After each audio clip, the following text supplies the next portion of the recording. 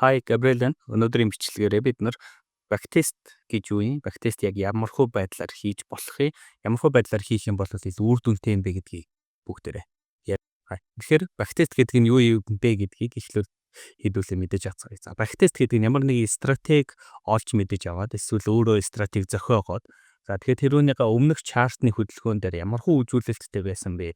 Win rate нь хэр байна? RR нь хэр байна? Хэр олон бол арилжааны боломж олдож байна гэдэг талаар мэдээж авахыг хүсэх юм бол бактест гэдэг зүйлийг ажилтдаг байна.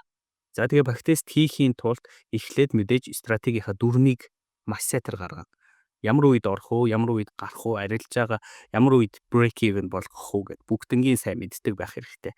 За тэгээд хоёрдугаарх нь яг энэ дээр ихэнх хүмүүс алдаад байдаг. За тэр нь юу вэ гэхээр зөвхөн өөрийнхөө арилжиж чадах цаг дээрээ бактесттэй ажил.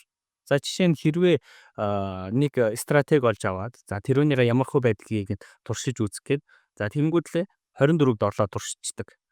За тэгэхээр мэдээж хүн бол 24-д орлоо ажиллаж чадахгүй, стратеги хараа чарта хараад байгаад ажиж чадахгүй. За жишээ нь өдрийн ажилтаа ч юм уу 9-өөс 5 цагийн хооронд ажилладаг хүн байх юм бол гэртээ очиод нэг 6 цаг.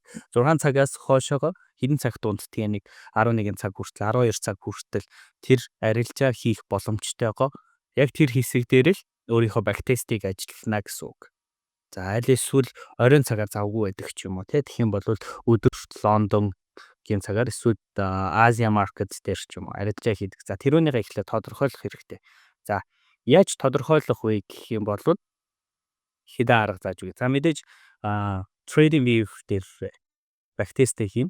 За бактестэн дээр заавал энэ replay button байгаад ах шаардлага байхгүй. За зөвхөн ингээд өмнөх анализуудаа ингээ хараад явчих болно. Тэгэхээр заавал энэ replay-г тавиад ах шаардлага байхгүй. Хэрвээ replay тавьмаар байгаа бол яг энэнийг ашигламаар байгаа бол ашиглаж болно. Тэрэнд бол буруу зүйл байхгүй. За эхлээд хэдүүлээ ямархуу маркет дээр ажиллах вэ гэдгийг мэдээж авцгаая тий. За тэгэхээр энэ baby pips-ийн юу байгаа? Market hour хөрвүүлэгч байгаа. За тэрүүнийхэн линкийг би өөрийнхөө энэ бичлэгийн доор description хэсэгт үлдээчихье. Сонирхоод үзээрэй. Энэ яадаг вэ гэхээр эхлээд time zone, энэ ч time zone сонгоод өгч чинь. Манайх бол GMT нэмэх 8 дээр байдаг. За энэ Сингапур эдэр бол хамаагүй яг адилхан time zone-тэй байдаг гэсэн үг. За тэгэхээр энэ дээр харагдаж байгаа нь одоо 13 цаг 44 минут болж байна. За ингэ гэх юм бол мэдээж 13 цаг 44 минут. За 1:44 PM болж байна. За энийг нааш цаашаа хөдөлгөөд байж болно. За дээрээс нь эхлээд Сидней маркет за бараг арилжаа хийгдэггүй. Токио, Лондон, Нью-Йорк гэсэн энэ үндсэн том маркетууд байгаа. За тэгэхээр манай Монголд жишээ нь өглөө 8 цаг болж байхад Токиод 9 цаг болж байдаг. За тэгээд Токиогийн маркет нэгддэг байна. За тэгээд тэр маань ингээд хойшлоод Монголд 5 цаг, оройн 5 цаг буюу 17 цаг болж байхад Токиод тэр маркет хаагддаг. За энэс цагийн өмнө буюу 16 цаг болж байхад Лондон нэгддэг. За ингээд орой 20 цаг болж байхад Нью-Йорк нэгддэг гэх мэттэй. Ингээд энэ чэнэс хараад явчих болно. Хэрвээ энүүнийгээ яг цээжээрээ мэдэхгүй байгаа бол. За тэгээд за хэдүүлээ ингэж туршиж үзье.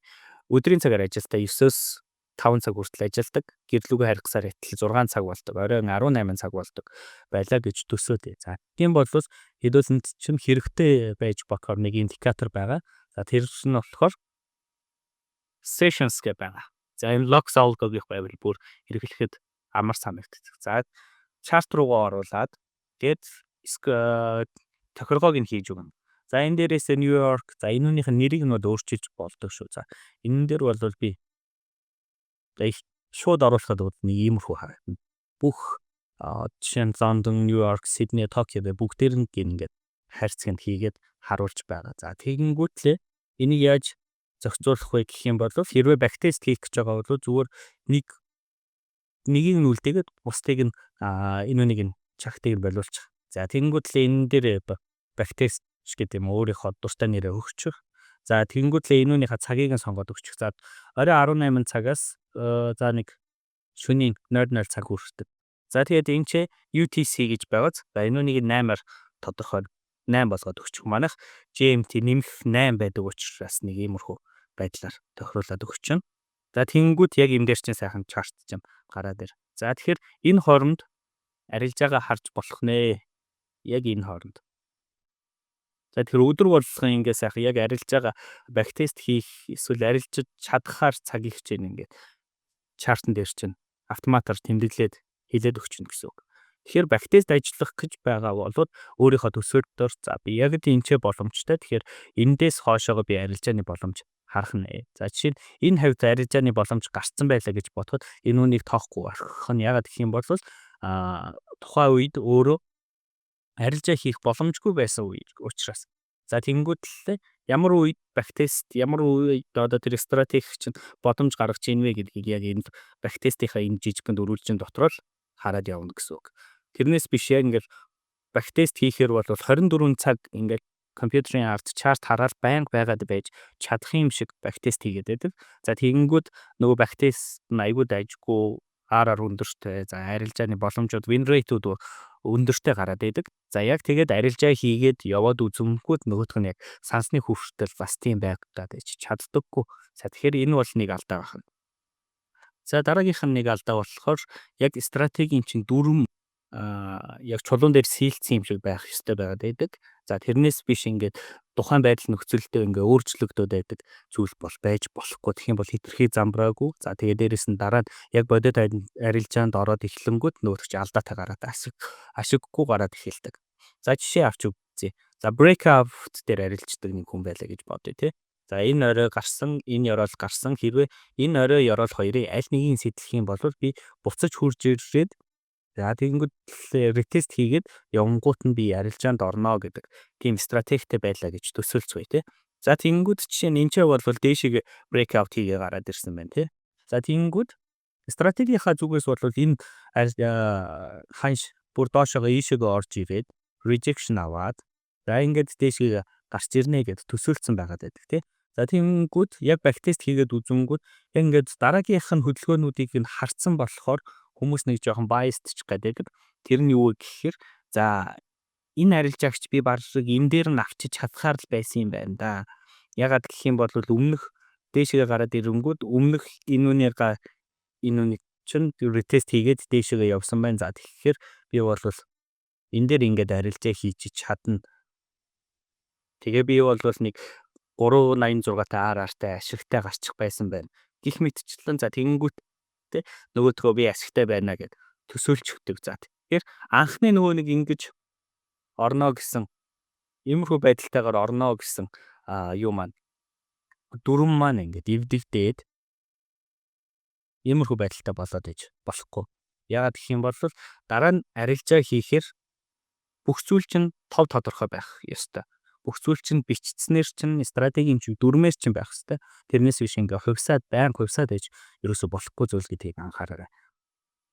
Дараагийнх нь нэг санах ёстой зүйл бол backtest хийж байгаа бол заавал тэмдэглэл хөтөл дэвтэр дээр бичдэгсэн жөө аль эсвэл ямар нэгэн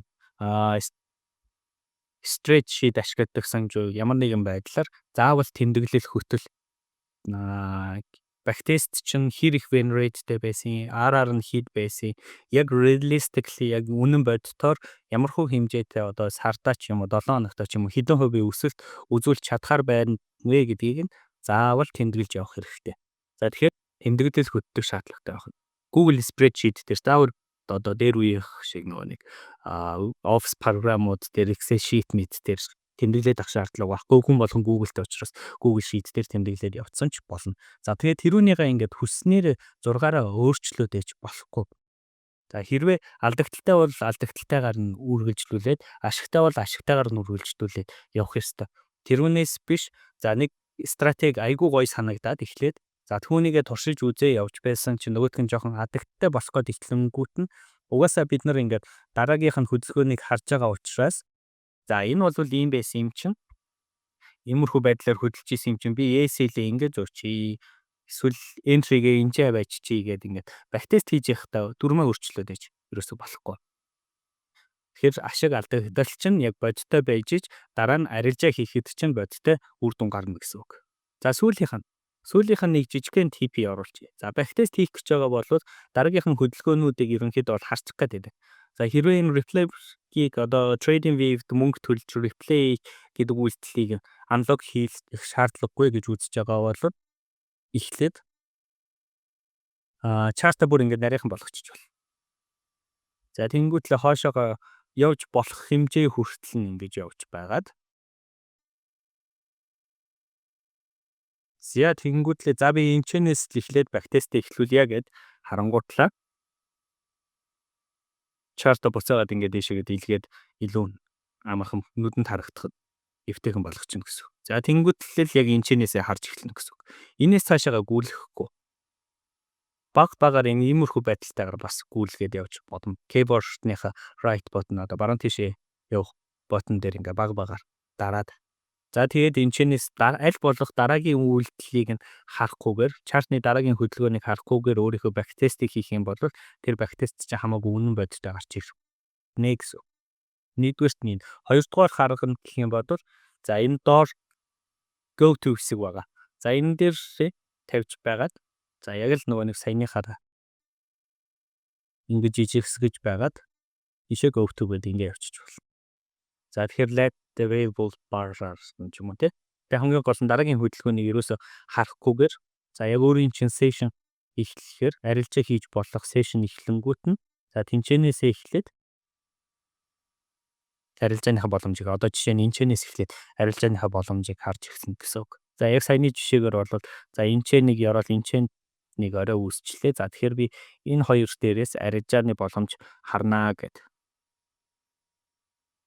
Энэ хоёрыг сэтлээд ретест хийх амжилттай ретест хийх юм бол арилжааны боломж харна гэж үзээд. За breakout хийсэн. Одоо ретестийг үлээж. За тэгээд энэ тохиолдолд яах юм бэ? Ретест дээр чи баар хүрхээ шахаад ингэ явсан. За тэгэхээр шууд энэ дээрээ захиалга өгөөд заавал энчээ хурж байж л би арилжаанд орох юм уу? Эсвэл ерөнхийдөө төхөөд нэг юм rejection candidate аваад явангууд нь би арилжаанд орох юм уу? Аль эсвэл өмнөх одоо энэ дээшээ доошоогоо сэтэлсэн энэ ёроолч нь энэ ёроолыгаа дахиад ингэ сэтлэх юм бол би тэр ёроолынхаа үүсэх дараагийнх нь орой дээр ч юм уу эсвэл бүр өмнөх хэсэг дээр нь тавиад миний R-аар хит байх хэвээр. За тэр нэрнийгаа түн тэмдэглээд R-аар чинь тогтмол байх юм уу? Аль эсвэл өмнөх чартны энэ орой ёроолыг харах юм уу? Тэднэрийг бүгднийг дөрвөн болгож бичээд за тэгээд ингээд харна гэсэн үг.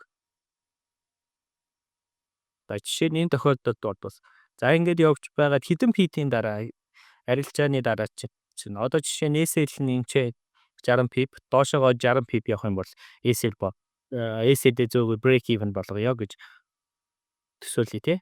Стратеги дээр чинь тийм зүйл байлаа гэж бодъё. За тэгэнгүүт энэ чартны хөдөлгөөнийг харчаад би энэ дээр чинь SL-ээ зөөхгүй байх хэрэгтэй юм байна. Тийм юм чинь юм бэ. Бактестн дээрээ ч гэсэн зөөхгүй явчих гэдэг юм вирусоо байж болохгүй бүгд дөрмийн дагуу байх хэрэгтэй. За тэгээд энэ хөдөлгөөн маань цаашдаа үргэлжлүүлээд за ингээд TP авсан. За ингээд TP авсан бодоод нөгөө spreadsheet дээрээ эсвэл дэвтэр дээр тэмдэглэл дээрээ за энэ бол иймэрхүү нөхцөл байдлаар ингэж орох юм бол миний TP-г авлаа би ашигтай гарлаа гэдэг ч юм уу. Иймэрхүү байдлаар яваарай. Тэгэхээр бактест ямархуу байдлаар хийх юм бол үнэн зөв бодтой дараа нь ашигтай байж чаддсан бэ гэдэг талаар бичдэг үстэй. За тэгэхээр дараагийн битгэүүд одоо миний битгэүүд таадагдаад илүү хэрэгтэй мэдээллүүдийг байнга авахыг хүсэх юм бол subscribe хийгээд notification-аас хамаартваа. Bye bye.